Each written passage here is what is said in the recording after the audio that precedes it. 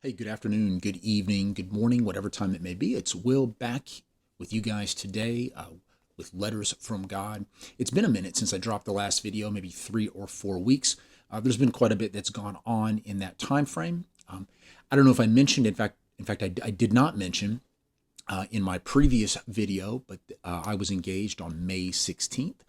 And while that's been an awesome experience, while I have been tremendously blessed, to be engaged and to have found the woman that I want to spend the rest of my life with, who I hope to have on the channel here someday in the not too distant future. It has also brought quite a bit to work on, such as a wedding. And so there are things that I did not even know existed that I'm now having to pay extra special attention to. Some things I did know existed, but didn't know that I was going to have to pay attention to. You guys who have been married or who are married and have been through that whole process, that wedding process, you know better than I do sort of what I'm talking about here. And then also, as I've stated previously in some of my videos, I teach 8th grade language arts or English, as some of you guys probably knew it going through school. And we just wrapped up a couple of weeks ago here the 2020-21 school year up here in Oregon. And those of you who are in education in any capacity, you know that at the end of the year, there's like a laundry list of things that you have to do. Some stuff is important, some stuff you wonder why. Nonetheless, though, there's a list of things you've got to take care of before you can walk out the door, turn in your keys, and hopefully enjoy your summer. And so I've been taking care, or was taking care of that. But you guys didn't tune in to hear my excuses, so you tuned in for something else. And so we're going to get right to that. Today, we're going to start talking about my testimony. I told you guys in the last video that that's where we'd be going next. And I'm going to kind of divide this up into several different parts. And I'm going to do it a little bit differently. Instead of starting all the way back when I was born and running all the way up through to today, I'm going to start actually with an experience that took place a couple of years ago. And I've chosen that because while I meant some things for evil, the Lord used all of that for my good, not because of me, but in spite of me. And I wanted to start out there and share with you sort of a post-salvation experience where I came face to face, not only with my own sin, but with God's grace and the forgiveness that is offered in the gospel. Christ, we all know as Christians, died on the cross for our sins that we might live. And so I think we're all drawn to those stories. And so this is, I won't say my story, but sort of God's story as he's worked it out in me, if that makes any sense. And then from that point, then I'll take it back to the very beginning, or at least to when I became a Christian in 2004, and we'll bring it forward all the way through to today. So without further ado, let's go ahead and get started. Now, I'm going to start with Proverbs chapter 16, verse 18. I think this verse sets the groundwork for this entire experience. I said it happened a couple years ago. It happened at the end of June, beginning of July of 2019, just to kind of give you an idea of the time frame. And anyway, Proverbs 16:18 says, pride goes before destruction, a haughty spirit before a fall. Most of us have heard the phrase or the misquotation of this verse, which says something like pride cometh or pride comes before a fall, before the fall. In fact, that's how I memorized this verse in the very beginning. I memorized it incorrectly and had to have somebody show me down the line. I don't remember who that was, sort of hey man, that's not actually what that verse says. It's true, pride does come before a fall, but that's not what Proverbs 16:18 says. Why don't you take a look at it? So I took a look at it, and so now here today, I have the right verse. I have the right quotation. So, and I'm sure if we're not familiar with Proverbs chapter 16, verse 18, or familiar with Proverbs 16 or the whole book of Proverbs or the Bible, or anything having to do with Christianity, I think all of us are familiar with pride, and we're familiar with the consequences that stem from pride. Ultimately, pride is a sin issue. It is a heart issue. As I learned throughout my life, and especially a couple years ago, it is an issue that runs sometimes, I think, much deeper than we realize. And the destruction or its destructive potential is oftentimes much greater than we realize as well. And all of these kind of in one moment came sort of crashing down upon me as I came to a very stark realization of what pride really was, how prideful I really was, and its true destructive power. And so I think we don't need any convincing that pride does destroy, and that such destruction does indeed come with a fall. Now, I think we can look through popular culture here in the United States alone, and we can see countless stories of men and women both who have risen high upon the pedestal of pride, only to have that ripped right out from underneath them, as they and everything that they thought that they worked for, their reputations, their livelihoods, whatever the case may be, as all of those came crashing down upon them. There are a couple of individuals that come to mind right off the top of my head. One of those, for those of you guys who may be familiar, is Ravi Zacharias, and the other being Bill Cosby. Now, I won't get into the ins and the outs of both of those situations, but we had men here, both who I believe operated under a pretense of pride, and had us convinced that they were individuals other than who they really were. So in the case of Bill Cosby, I mean, I remember growing up, late 80s, early 90s, I think I have that time frame right, but watching The Cosby Show. And when I thought of Bill Cosby, I thought of Mr. Huxtable, Dr. Huxtable, right? America's dad, the guy who can do funny, clean comedy and make it stick. And the list could go on and on. Turns out in real life, Bill Cosby was, well, none of those things. And the reason I bring up Bill Cosby is if you're following the news at all, you know he was just released from prison on a technicality. Has nothing to do with his guilt or his innocence, but a technicality. And I suppose that would get into the deeper issue of justice. What is true justice? And who does it ultimately belong to? But that's for another time.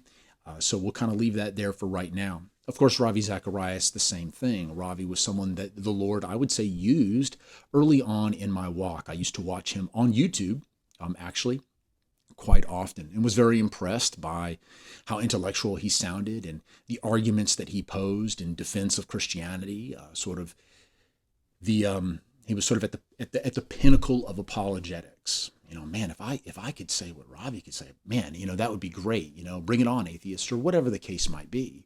Well, it turns out Ravi wasn't exactly who we thought he was either. And unlike Bill Cosby, who we can interview now and ask questions to, Ravi has unfortunately passed away.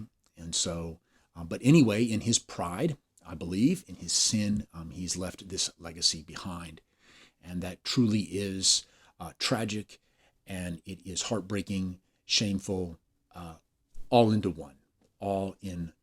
So if you're having trouble finding an example from your own life, I would encourage you to look harder. I think we all have suffered on some level from the effects of our own pride. To take from the poem Invictus, the author I don't remember, we are all sort of inherently, as we come out of the womb, captains of our own soul, or so we think. And that does, as Proverbs 16:18 states, lead to destruction. Pride goes before destruction, a haughty spirit before the fall. We can see pride, I think, work itself out on, well, the comments section of your favorite YouTuber or Facebook or any of the other platforms that we have out there. I think pride is on display like we've never seen it before. We have people, quote unquote, influencers, who are out there trying to convince us that they live a life that is lavish and sort of on the edge, when in reality, the airplane that they took a picture on isn't an airplane at all, but it's it's some studio set that they paid $50 an hour for. I've never looked into that, so I don't even really know the prices, right? I don't know how all that goes, but I know that this does happen, right? The jet wasn't even a jet. The followers on Instagram, they paid for, right? This is all, I think, in an attempt to, number one, elevate ourselves, but two, and I think the question that needs to be asked is why? Why? What hole is it that we're trying to fill? What void is it that we're trying to fill by making ourselves seem other than we really are? And I think that's a question that each of us would have to ask the Lord. We'd have to bring that before the Lord and ask him, right, to search our hearts and to show us if there be, and if there is, what wicked ways are within us. And So, and I would encourage you, if you are a believer and you do bring that request before the Lord, he will indeed answer. He will indeed be faithful, and he will show you. He will show you. So, but there is hope. And I want to make sure that I state that. As I share part one of my testimony here, I came to a point in time where I believed that perhaps there was no hope. It did look insurmountable, the mountain that I had created for myself. But I was not able to outpace or to outrun the gospel of Jesus Christ. And so that is something that I want to make sure that I'm able to drive home right here at the very, very beginning. Okay, my downfall could probably be best described as a course in need of correcting that was never corrected. It kind of goes like this. I had a friend of mine who was in the United States Navy in the 1970s, and he described sometimes when we find ourselves in a place of backsliding or waywardness, right? When we've kind of run off the rails, he kind of described it like this. He said sometimes it's imperceptible. Sometimes we don't realize what's going on. He said it's like a ship being off course by a degree. For a moment, a degree doesn't matter, or a half a degree, or a quarter of a degree, whatever. In the moment, it's imperceptible. It's not something that can be seen. It's not something that can be felt. If you're out at sea, everything looks the same. There are no markers to determine that, hey, actually, I am off course. Unless, of course, you're paying attention. But after a period of time, after a day, after 300 miles, whatever the case may be, a degree off course leads to being wildly off course. In my case, that off course, that degree, half degree, however we want to describe it, started in about 2009. And I'll get into that in more detail in subsequent videos. And it lasted just a degree, just an ounce off, for approximately 10 years. And in the end, at the end of that 10 years, I found myself wildly off course. And I was surrounded by a landscape that was both hostile and desperate. Spiritually speaking, I had entered into a no man's land. For spiritual disciplines had kind of gone the way of New Year's resolutions, right? We start out the year, January 1st, we stand in the mirror after a shower, we take a look and we're not happy with what we see. So we resolve to go to the gym. I'm going to go to the gym. I'm going to get on this workout plan. I'm going to start this new diet, keto, or whatever the fad is at the time. And we set out to transform ourselves. 3 weeks in, work, the pressures of life have kind of taken over, and all those New Year's resolutions have gone by the wayside. The gym membership lays sort of collecting dust, hypothetically speaking, in the corner. We're not picking up the weights anymore. The running shoes sit in the closet, and the weight that we gained last year, well, we're gaining even more now. So it was similar for me. I might take a look in the proverbial mirror and notice that there was a bit of spiritual flab, and I would set out to go ahead and rectify that in my own strength and in my own power. And so how did that look? Well, for me, it looked like this. I might open up the Bible 2 or 3 days in a row as opposed to the 2 times a week that I had been doing it, or whatever the case might be. I might pray a little bit more earnestly. I might take a few more notes in the sermon. I might actually decide that I would review those notes. I might talk to people about ministry opportunities that I thought I had, or that I wanted, or that I hoped to have, whatever the case might be. Typically during these times, what I was doing is I was trying to do a couple of things. I was trying to convince A, myself, and B, other people that I was better off than I really was. And because I was only a degree off on my course, most people did not know or did not see what was happening. And in my own pride, I had deceived myself as to the truth of where I really was. I'd like to think that a lot of the actions and the things that I did, the steps that I took, reading, getting into the Word, being more zealous in prayer, being more earnest in prayer, whatever the case may be, seeking out or thinking through possible ministry opportunities, I would like to think that some of that was honest. But anymore, I'm not so sure. What I do know is that slowly, and like I said, unnoticed by me, I had become, or so I thought, the captain of my own soul, or my own ship. And at this time, you might be wondering, hey, Will, question for you. Did anyone else notice? And I think that's a great question. And the answer, which I have, is no, at least to my knowledge. Now, that's nothing against the people that were in my life. Some of those people are still in my life today. But again, I had set out to sort of carefully craft a certain facade. I was off by just enough to be off, not enough to really notice what was happening. Now, had I cared, I would have noticed. Had I cared, I would have noticed. Had I been completely forthcoming, those around me would have noticed as well. But we're kind of running a hustle. We were playing a game. And I had myself convinced, and I had others convinced that I was where I needed to be, doing what I needed to be doing. I had begun to weave a very carefully crafted pattern in which I essentially had very little, if any, actually no accountability.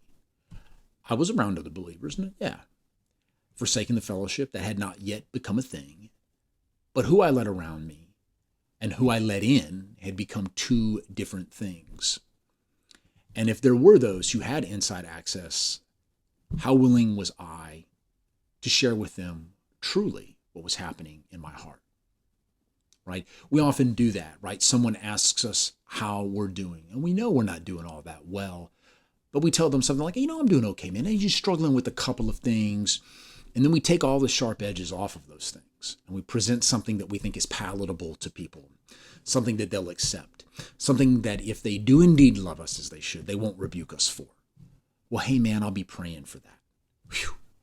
Man, I escaped that one, right? I think we do this sometimes more than we realize. Sometimes more than we realize. We even do this, I think, before the Lord, as if he doesn't know already. I know that was the case for me. Now, this was not necessarily a situation in which I had sort of doubled down on sin. I put all the chips in, wallowing in it completely, living in it and embracing it, right? We weren't talking about a situation where I've gone off to the club on Saturday night, gotten completely wasted, shown up to church on Sunday, thinking, looking, and acting like nothing had happened. It was not a situation quite in those terms, but I had reached the edge nonetheless. And more importantly, I was comfortable there. To be honest, I'm not so sure that I knew or picked up on just how precarious my position had become. In fact, I know that I did not pick up on that. That had escaped me, right? That was foreign to my perception at the time. It shouldn't have been. I could have seen clearly. But looking back on it now with quote unquote 20/20 hindsight, I didn't want to see clearly. And I had made sure that there was no one around me to inform me of the truth, or to know enough to inform me of what was really. And then I met a girl. In fact, I met a very godly girl. And looking back on the entire thing, it really is abundantly clear now, and should have been at the time, had my heart been in the right place, that I was playing significantly out of my league. Right? To take a reference from my short-lived baseball career that I've referenced before, I found myself as a freshman bench warmer on the varsity team, taking at bats during key situations during the state championship. She was godly, like I said, and all that goes with that. I was, well, not. And you might be wondering, well, man, how did a godly woman fall for a fool like you? Right? You're telling me, bro, how off you were. You're telling me about the pride. I haven't told you about the idolatry yet, but that was there as well. And how did you do that? Well, like I said, I didn't know. Could have known and should have known. But I had deceived myself as to who I really was and to the state of my spiritual health, to the state of my soul. I was sitting on the edge, legs dangling over, thinking and telling other people essentially that I was okay. And so I wouldn't come down too hard on her for that. I don't think she could have known. And so I'm not going to say that she should have known. And she didn't know. Well, she would know eventually, but not yet. So again, as I just mentioned, idolatry, right? I was swimming in a sea of it. The boat that I was on, you might say, was called pride. Rowing my boat pride on a sea of idolatry. And of course, that idol, you guessed it, was that girl. To be sure, she never chose to become an idol. No, she was made into one by me. And when my idol decided she didn't want to be my idol any longer, I did what most idolaters do. I lost my mind. At the end of the day, I found myself in a hospital, like the one you're going to see right now. In fact, it was that very hospital. If you're wondering, oh, well, what hospital is that? Well, it is the VA hospital in Portland, Oregon.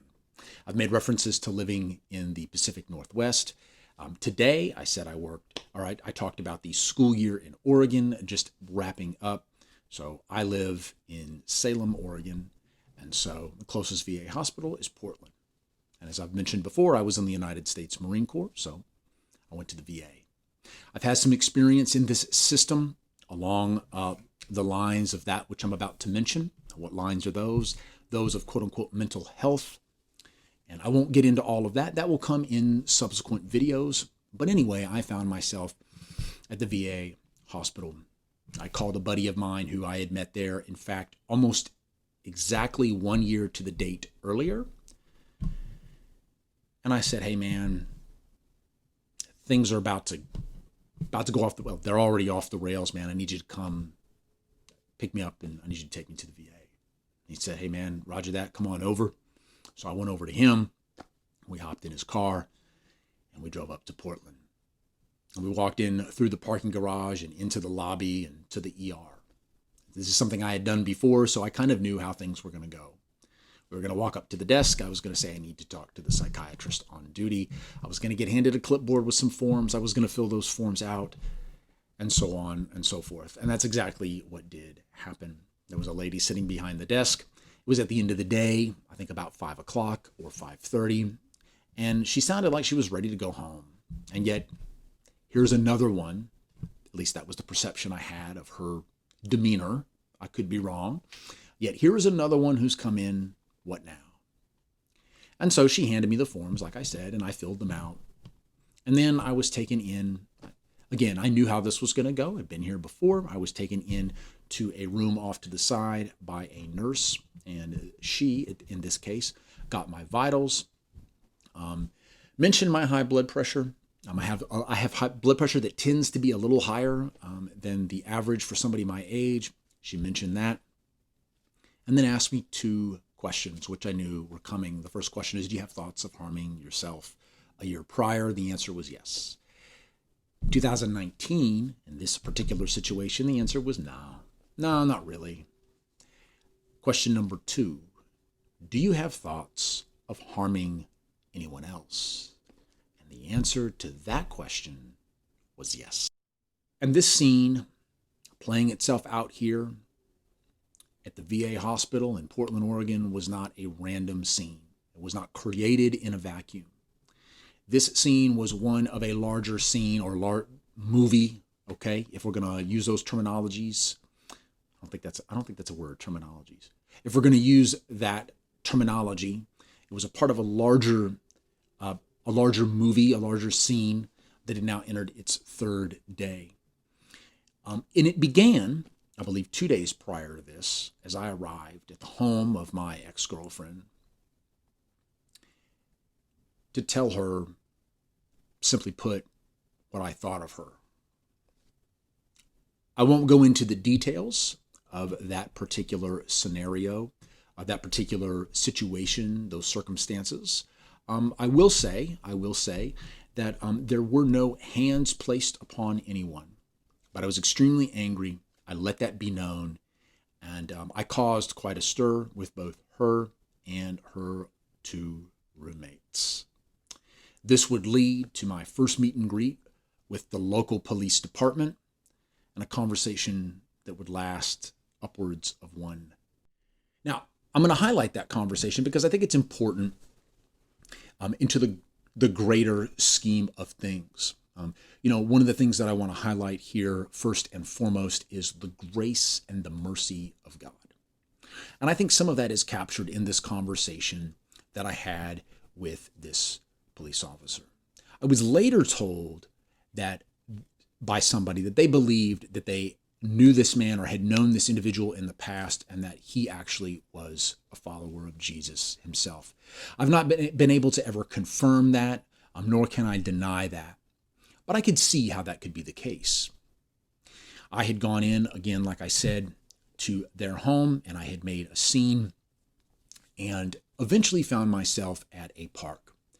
One of the roommates, I was very good friends at that time with her fiance, now husband, and he came over and swooped me up. Eventually, it took some convincing and took me to a local park about a quarter mile away.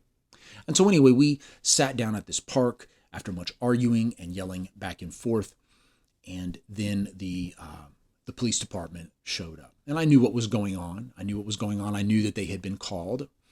And so in the beginning, my attitude was, hey, I'm not going to answer any questions, right? I'm not going to answer any questions at all. We can shake hands, whatever. I'm not saying anything. And my friend said, well, that's okay. At least that's how I remember it. I don't know exactly what he said, but that's I think what he said. And so anyway, officer approached us and began talking. He connected with me immediately. He had been told that I was in the Marine Corps, and he immediately connected with me using his time in the Marine Corps. We talked a little bit about the Marine Corps. We talked about hardships that we faced. We talked about how we got through those hardships. And then he went and he took how he was able to use his experiences in the Marine Corps to deal with a divorce that happened later on, and the destruction and the pain that caused him, his ex-wife, and their children. And he talked about the road sort of to recovery there, and rebuilding those relationships with his children, bringing them back to a place of wholeness, bringing them back to a place that you could be joyful over, I guess, is the best way to put it. At the very end of this conversation, again, like I said, upwards of 1 hour, he said, it's no coincidence that I'm here. And I said, yeah, I know that. And he said to me, you're not in trouble with me, which surprised me. Again, like I said, I'm not going to go into the details. I didn't go into the details of everything that took place. But he said, you're not in trouble with me. He assured me that there were people who loved me. He referenced my friend that was there at the time. And he referenced not so much my ex-girlfriend, not her at all, but he referenced her 2 roommates in that statement as well, as he pointed in the direction of the home that they shared. He said, I just heard that a fellow vet was in trouble, and I wanted to help. And he then got in his squad car, and then I went over to my buddy's house that night. However, though, when I woke up the next morning, I realized that I was still just as angry, if not perhaps more angry. Now, ultimately, there are many things that go into that anger. Ultimately, like we've touched upon already, the issue of pride is number one. When you have an idol and that idol has decided that they don't wish to be your idol any longer, when you've spent almost 2 years probably overreaching emotional boundaries, engaging in things that you don't have any business engaging in given the state of your spiritual health, and by your, I mean mine, I believe this tends to be the response. And so in telling this story, I've had plenty of guys tell me, yeah, man, I've been that mad before. Yep, I've been that mad before. Yep, that's nothing new. So maybe that's something that we'll have to talk about later on in the channel. How do we get that angry? And what do we do about it when we do? But most importantly, how do we prevent ourselves from getting there? Anyway, things progressed and progressed and progressed. And I eventually found myself where we're at now, sitting in the VA hospital. I had gone from that little room where my vitals had been taken, and I had been asked a couple of questions. Do you have thoughts of harming yourself? Do you have thoughts of harming anyone else? I was now sitting in a room where everything had been taken from me, my clothing, my shoes, and I had been issued a pair of really scrubs. They kind of look like pajamas, and these socks. They're like kind of like crew socks, about yay long, go about halfway up the shin, and they got these non-skid little things on the bottom. You don't wear shoes, and so I guess they don't want you falling down and busting your head, so they give you these socks that have a little bit of traction on the bottom. But you're not trusted with anything. In fact, even the chairs that you sit in are these sort of behemoth plastic things that are filled with water or sand or some combination thereof. And the reason being so that you, me, cannot pick them up and use them as a weapon against hospital staff. So that's where I found myself. And I knew that. I knew that going into it. I knew that that's where I was going to go. I knew that I was then going to talk to a social worker, which did indeed happen here. Just as there is a psychiatrist on duty and other emergency room staff, there is a social worker as well. And she came in, it was a she in this case, and she asked me those same two questions. My answers were the same. Now, going into this process, I decided as I was on the way to the VA in my buddy's Jeep, I told myself something. I said, you're going to be honest. I began to realize that there had been dishonesty almost, well, certainly over the last year or two, but probably much deeper than that. And I would realize that that dishonesty actually lasted approximately 10 years. This deception, which I've referenced already. And I told myself, you're going to be honest, complete, 100%. We're not going to sugarcoat anything. We're not going to take the rough edges off anything. I had decided I don't want to be in this position again. I don't want to ever have to do this again. And I realized that if I wasn't honest, nobody could help me. Nobody could help. Now, I didn't quite know exactly what position I was in. I just knew it wasn't a good one. I would get an idea of how bad a position I was in and how bad a situation I had created for other people towards the end of this conversation with this social worker. We went into great detail as she asked me questions about the individual who I said I wanted to do harm to. Guys, I don't need to tell you who that individual was. We went into great detail about that conversation. And I'm not going to mention the contents of that discussion. And it's documented in my medical record. And so if I wanted to, I suppose I could go back and I could look at that. I could read that again. I haven't looked at that information in probably a couple of years. And I don't know that there's any reason to necessarily go through it now. But all of that to say, we had a lengthy discussion. And that discussion ended with her stating, well, Will, you know I need to call her. And I said, yeah, I know that. I said, if you'll give me my phone, I'll get you her number. And so they came back, they brought my phone out of storage or whatever, and I said, okay, here's her number. She wrote it down on her notepad where she was taking notes, and she went into a room adjacent to the one that I was in. She came back, I don't know, maybe 30 minutes later, possibly 45, and she said this. She looked down, she composed herself, she looked up, and she said, Will, and she stated her name, is really, really freaking out. And it was at that point that I realized this was way, way bigger than I thought it was. It was way bigger for those affected by it, other folks involved in it, and it was probably going to be way bigger for me too.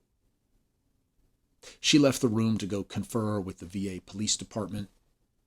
For those who don't know, the VA does have their own police. And I stood up out of my plastic chair with sand in the bottom, in my pajamas and my non-skid socks. And I I looked out the door and I said, "What have you done now?" And the Lord had a response to that statement. I was saying it just kind of in general to myself, to no one in particular, whatever. It was not necessarily directed to the Lord. However, the Lord had a response. And that response was Job chapter 38, verses 1. So, if you're not familiar with the story of Job, some great tragedy has fallen upon him. He's lost almost everything. His wife is sitting there saying, "Why don't you just curse God and die?" He's got some well-meaning friends that show up to give him support, but they're not all that much help in the end. And so things begin to kind of go off the rails almost immediately. And God appears to be silent for 37 chapters. He then shows up in chapter 38. Chapter 38. And I'm going to read to you guys verses 1. Here it is. Then the Lord answered Job out of the whirlwind and said, "Who is this that darkens counsel by words without knowledge? Dress for action like a man. I will question you, and you make it known to me." So I had created a whirlwind of sorts of my own. And I stood up, realizing the gravity of the situation. God, I asked the simple question, "What have you done now?" And God answered that, replied to that with Job chapter 38, verses 1 through 3. Dress for action like a man. And I remember thinking, what does that mean? Wait, I don't think I want to know. I would know soon enough. I would know soon enough. And that is where we're going to go next time on Letters from God. What does dressing for action actually look like? What questions did God have for me? And what happened to those friends that I referenced before? Stay tuned next week as we dive into that. All right, guys, have a great week. May you all be blessed, and I will talk to you later. Bye-bye.